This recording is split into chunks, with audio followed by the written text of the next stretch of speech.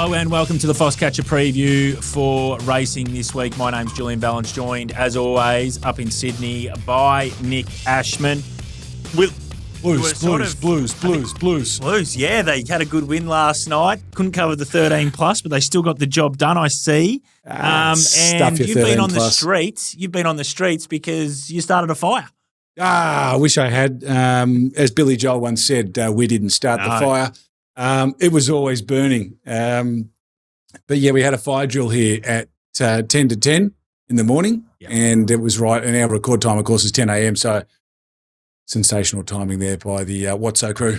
Okay, let's get into the track intel for this week. So we've got 3 tracks to get through. Let's start with Rose Hill. Yep. True position the entire circuit. Heavy 10 you think it's going to be on. So lanes are going to be important. Your intel is going to be important here. No, not a heavy 10. I think it'll dry up a bit. So I must have left that in my notes. My apologies. That's okay though. Shit house. That's called getting your tips in before State of Origin. Again, the Blues can't believe it. The good news is I put a lot more time and effort into actually understanding how the track's going to work and the tips, of course. Good. So what we're looking at here, we've got drying conditions towards the back end of the week in Sydney. So we're thinking that this track should get back into that sort of soft. Early soft range, 5 or 6, I think. So we'll see how that pans out. But we are hearing that those first 2 or 3 lanes will be cast, right? And that you're probably going to want to be in lanes 4 and beyond throughout the afternoon. So just be careful in races over 1,200 metres or less. And we spoke about this going into, I think, Golden Slipper Week when we spoke about the Rose Hill track. 1,200 metres or less is from the inside part of the track. It's a hairpin turn into the home straight. So even though you want to be off rail, you don't really want to be off rail too much in those sprint races. Where you're going to get your advantage on Saturday is looking for horses that can travel with cover off rail in races over 1,300 metres or further. They're the horses you want to target. All right, beautiful. So that's Rose Hill on a predicted soft range track. Caulfield for me, out me 8 metres the entire circuit here. We'll be on a good 4. There's a bit of rain about sort of Wednesday and obviously Thursday, but I think that'll just provide perfect cushion for this track on Saturday. The Shoot, 1,200 metres races and less. Forward of midfield and advantage, leaders plus. I think that's going to be a bonus for those shoot races. No wind about. We know that's a positive in those Caulfield shoot races. Circle, 1,400 metres a plus. Very even, I think. Midfield, off midfield, okay. Even back markers has a bit of a high percentage play. Leaders, a lower percentage play. Now, again, not to see leaders that can't win, but just around Caulfield, usually it's a high percentage play. It just drops off a little bit when we go out 8 metres. And we stay on a good deck. So that's for the Circle. That's for Caulfield. We've got the Group 1 racing up in Eagle Farm, Nico. So what kind of intel do we have for up there? Because starting their carnival now with Eagle Farm, we're true position the entire circuit. Yeah, we're looking at an off-rail day in Queensland as well, Jules, similar to Rose Hill, except Eagle Farm's a more forgiving track if you've got a charting a wide course in those sprint races. So 1,000 metres is just from the side of the track, so you can back wide gates there without any issue whatsoever. But on Saturday, what I'm looking for is horses that can really run the trip right out. I'm expecting them to come around the home bend, 3 or 4 horses off the inside after a few races. So particularly towards the back end of that card, you want to make sure you've got a fit horse. You want to make sure you've got a horse that can run the distance out. And, of course, you want to make sure you've got a horse that can handle all conditions because there's up to 30 mil of rain forecast going into race day, but there could also be only 1 or 2 mils. So it's very difficult doing a form analysis on that type of track because we could be on anything from probably a soft 5 right through to a heavy 10. So I've sort of landed in that soft 6, soft 7 area. I think that's where we're going to be on Saturday. Regardless of where we end up, we're going to have an off-rail day. If the rain comes, you're looking at lanes 10 and beyond. If you're not, you're probably looking at lanes 5 to 10. All right, beautiful. That's some good intel, especially at Eagle Farm there. So we've done the 3 tracks. We've done Rose Hill, we've done Caulfield, but Eagle Farm as well, as Nick's saying, it might just all be all dependent on what these clouds do and how much actually falls on the track. So maybe best to just keep the powder dry for a while, wait till we see some races, see how much rain actually lands, and then you can invest your cash. That's the track analysis this week. Okay, mate, so Group 1 set this week. We've got the 2 races. We're going to start off with, I know it comes after it in terms of racebook order, but it is the Queensland Derby. Now, I'm just going to start by saying that I absolutely hated this race in terms of pricing it and trying to find where any edge angle. And the fact that you've also added in a bit of a key element that we just don't know what kind of track we're going to be racing on. I just feel like this is going to be extremely difficult. Have you got any intel for me? Yeah, well, the dog's breakfast, that is the weather forecast, doesn't make it easier. And then you've got this race where you've got so many different form lines. It's almost like doing the form on a Melbourne Cup, this Queensland Derby. Yeah. Talk a little bit about Belle Detel. She was off the map in the rough habit. Surely the SP profile watchers are going to be keeping an eye on her. J-Matt picks her out of Waller's, I think, quartet of runners. So that's probably a push in itself. I think Statuario picks himself. He comes through that SA Derby. You swap the runs between him and Feminale. You probably swap the result there with all due respect. He's really morphed into this not just talented but also consistent stayer, true stayer at around 2,400 metres. So I think he gets a good run forward of midfield. For mine, he ticks all the boxes. But then you've also got like the Politely Done form line, which we know didn't rate very well, that 2,000 metre race at Flemington, but it's still another form line. You've also got this Party Crasher coming out benchmark racing in Morphettville. But, gee, he's been smashing the clock down there in those easier races, and it's not like any of these horses winning the traditional lead-ups, looking like they're a good thing in the race. And then the horse you spoke about, the Muffin Man, I went back and had a look at that 2,000 metre race. You spoke about the Muffin Man, Jules, I think last week or the week before. The winner of that race, Rogan's run really fast time. And as you just mentioned before we came on air, he actually broke the maiden in good style at Kyneton running fast time too. So there's a lot of form lines that you can make a case for. A couple of quick stats. Favourites have won 7 of the last 14 editions. Only 2 horses have won at double figures in the last, I think, 20 years. So just keep that in the back of your mind.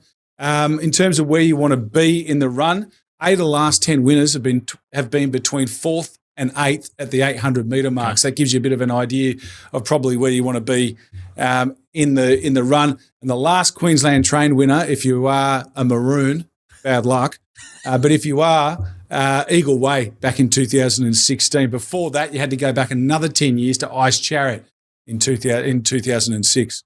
Okay, very good. So some intel there on the Queensland Derby race that we find pretty tricky, but as Nick said, there are different form lines that you could probably pick some holes in or actually lean into to give you the winner.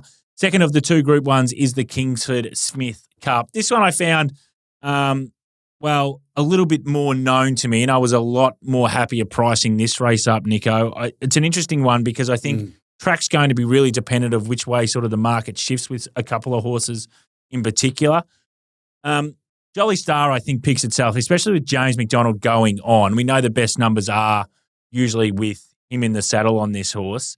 I think Giga Kick, we spoke about this horse sort of in the Goodwood that it just got too far out of its ground, so you couldn't really rule a line through it off the fact that, yes, everyone thinks it's disappointing because it didn't, live up to market expectation as it got beat, but it couldn't do much else from where it came from. I thought there was a real X factor in this race, Bazusto. It's sort of come from nowhere, but its last 2 numbers, especially on really heavy tracks, have been enormous with me, and I just thought, if this track does get that 30 mils and they decide to run in this race and not the other race, I think the Fred Best, where I think it's also engaged in, I'm not sure if they've chosen yet, then it could be the X Factor horse. What did you think of this race? Yeah, it's a tricky one. The key will be the rain because Jolly Star, and we'll talk about her price when we do pin the tail later, her price is going to be dependent on what happens upstairs because if that rain comes, she will get back out. So then you've got to ask yourself, where does that market percentage go? Yeah. Jolly Star's going to have to go back and look for a bum, and I think Giga Kick will do the same, possibly. But he might also roll forward. He's capable of doing that too.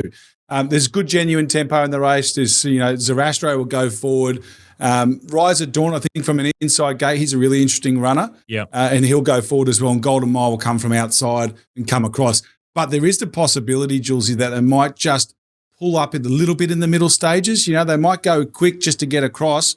But then I can see them just relaxing for maybe 2 or 3 sectionals, and that could cause a little bit of an issue for Jolly Star and Giga Kick if they're back. So I thought Komochi, if she looked pretty good in a recent trial, she looks like she hasn't sort of gone backwards after that poor performance or getting caught 3 wide in the all-age stakes. I think she posses up in a good spot as well. If the track stays dry, what about old mate Private Eye? I mean, he's got the figures to win a race like this. Yeah. It's been a long time since we've seen the best from him. Obviously, I'm pretty close to the camp.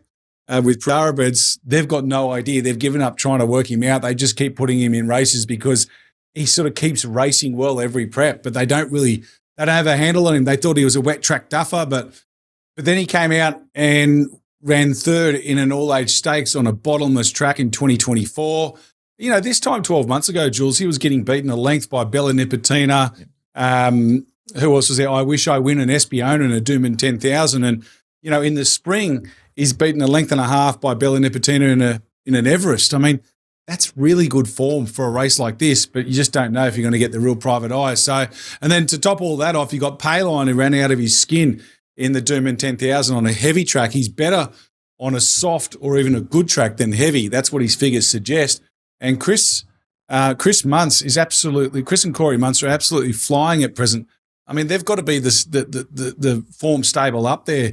He's striking at 19%, but he's beating market expectations for his last 100 runners by 62%. So they've got some really good stats around them as well. And if he ran a good race, it wouldn't surprise either. But look, gun to my head, I'd say Giga Kick, I think, gets his chance to stalk the right horses here. He's got the right jockey in the saddle, and he just needs a little bit of rain around to take the edge off Jolly Star, and I think he can get another Group 1 on the board. Beautiful. There's the thoughts of the Kingsford-Smith Cup and obviously the Queensland Derby earlier. That's the Group 1 set this week. Righto, Nico, let's get to your New South Wales set. Obviously playing at Rose Hill, drying conditions there. You've got a few for us? Yeah, we're going to start in race 1, so we'll get the chocolates early here, hopefully anyway. A horse that we backed at Hawkesbury about a month ago, Jules, called Zebra Finch. He closed off pretty well, I thought, behind Aerodrome in what was a reasonably high-rating Clarendon Stakes. It's usually been a good pointer to the Brisbane Winter Carnival. Horses like Zoostar came through the Clarendon, and the set of blinkers goes on this Son of Exceed and Excel for the first time. He's out of that mare Painted Fireball. It was pretty handy a few years ago. She had a sharp turn of foot for Godolphin. He gets back onto a dry track. I don't think that'll bother him. Don't look at the form guide and think he needs it wet. And I just think from an inside gate, K-Mac will have him posied up in a reasonably good spot over the 1,300 metres. I'm not worried about the inside being off because I think when they're two, they like to follow a rail for as long as possible, and it's a small field, so I think he'll get his chance to go to the outside. So we'll kick off with race 1, Zebra Finch, then go across to race 7. Godolphin again, number 10 here, Kergulian. This is a really talented galloper. Now, this horse is first up, and I'm not suggesting off 28 weeks, I'm not suggesting you go and smash the 350, but what I will say to you is this, is if you told me he was going to turn up at his best, I think he's more like a 225, 250 chance. So I think that 350 you are getting now is pricing in the fact that he mightn't turn up to his best. Yep. Sometimes with these horses, the price that we see on offer for them when they're resuming from a spell is based on their peak performance. This price is definitely not. So you can take it now and hope that he's somewhere near his best, but he's got great form. He only had one run last campaign. Not sure what the issue was there, but he ran some fantastic figures the prep before that, a narrow second to Cool Jakey, et cetera, et cetera. He's very, very good. Is only had the 5 starts in his career and yet to miss a Quinella finish. And then we go across to race 9.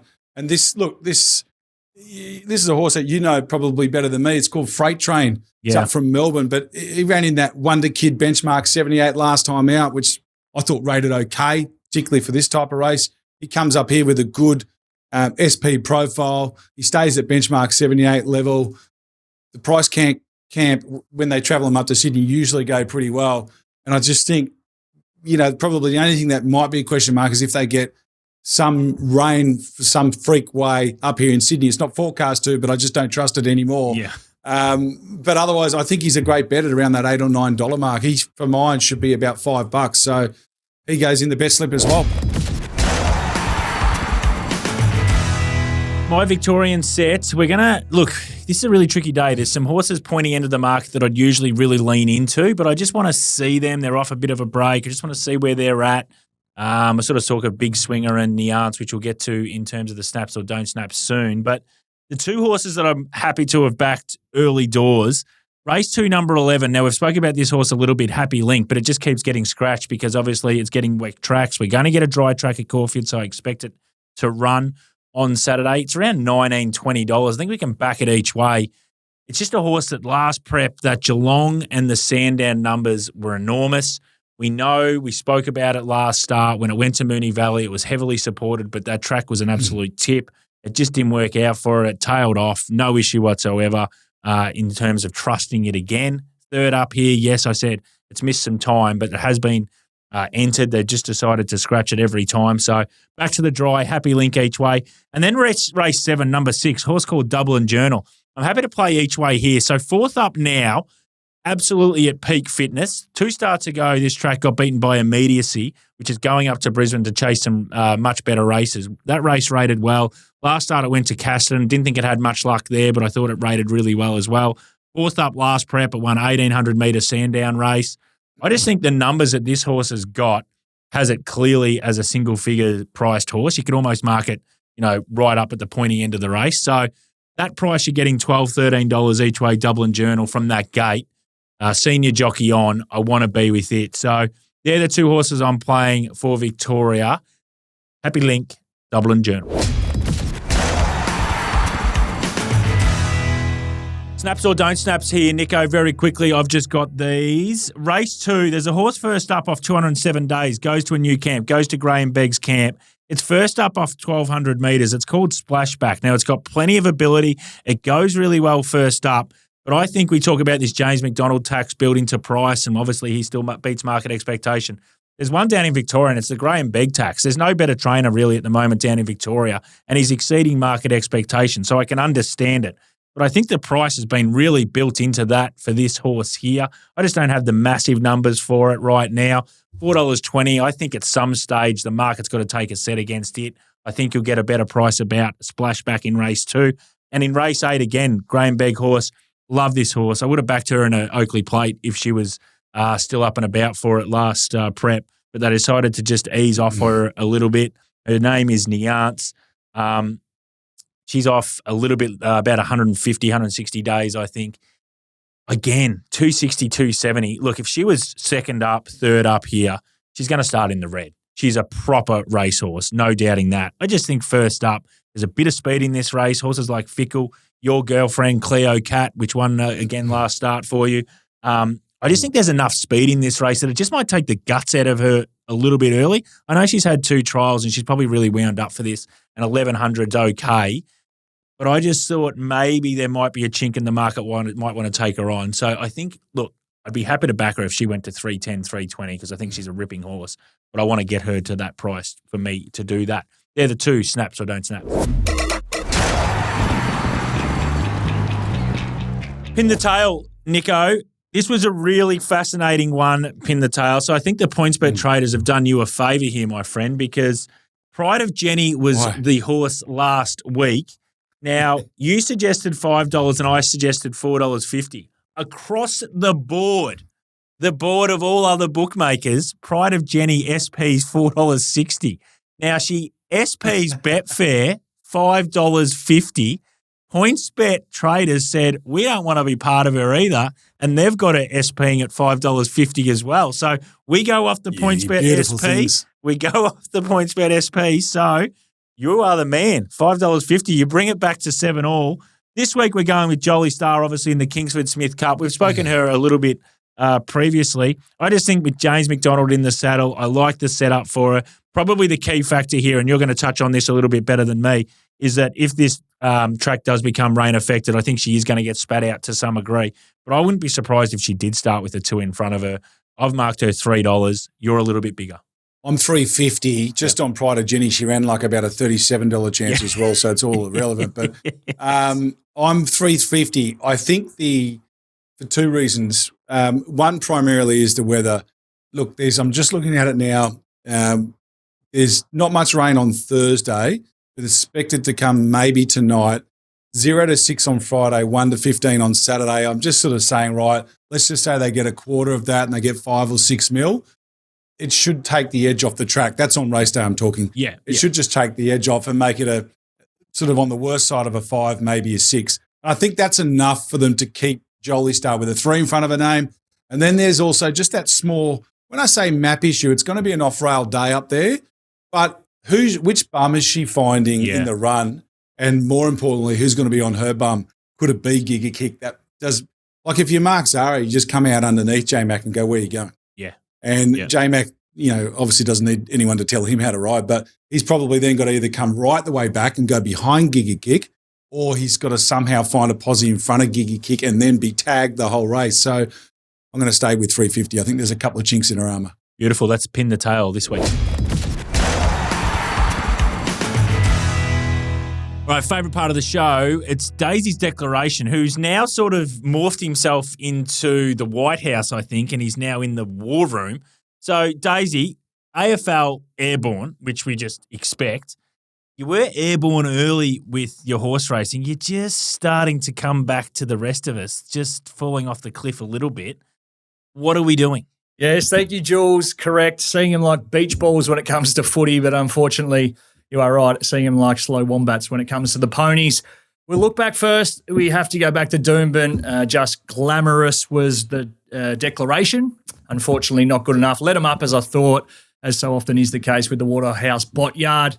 Didn't kick her away, unfortunate. Was happy with Faulkner Park in the Cup. And Tino was, of course, the horse that was a demolition job. So the exacta there, I didn't play, but probably should have. $2.80 a place for Faulkner Park. Decent enough, but I do need to lift. You are 100% correct. And I'm hoping this new lectern, we've got a gabble and everything here, we will be ripping right in. All right, well, that was last week. You've got through that. Now this week, let's get the punters back into the green. What do you got for us, mate? Yes, we'll just keep it simple this week, mate. The declaration incoming now. We will be saying pay the people. And I have got an update too that apparently the merch isn't too far away. So we need to find a winner so we can be handing some of that out. We go to Caulfield. We go to race 8, 1,100 metres the assignment. And we are going with Niance, $2.60 currently with PointsBet. Winner this horse are going very well. One last start, Group 3 level, tipped out. Comes back into this one, a couple of trials, a win in a second there. I like that. 1,100 first up, not an issue. 3 from 3 first up. Neance to break the spell, $2.60, and we will be saying, pay the people. All right, thank you, mate. Yes, she is a ripping mare, Neance. So I'm with you there, though. I think we might just get a better price. Got that in the snap or don't snaps in the show as well. And well done on the gavel. I know that's what you said. You said gavel. Righto, we're near the end here, my friend. It is Plays of the Day. I'll kick us off because I'm just a little bit earlier in terms of the time zone. Race 7, number 6, Dublin Journal. We've spoke about this horse. 4th up, peak run for the prep, I reckon. Numbers last prep and the prep prior to that are good enough to probably start close to favourite in a race like this.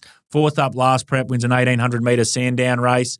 I think from that gate can settle in the first 6, senior jockey on. I think it's going to give us a great run for our money at each way price, Dublin Journal. And you're playing Eagle Farm at a price as well. This is like Willaidow all over again. I didn't think we had to talk about this. I thought you were still on the floor.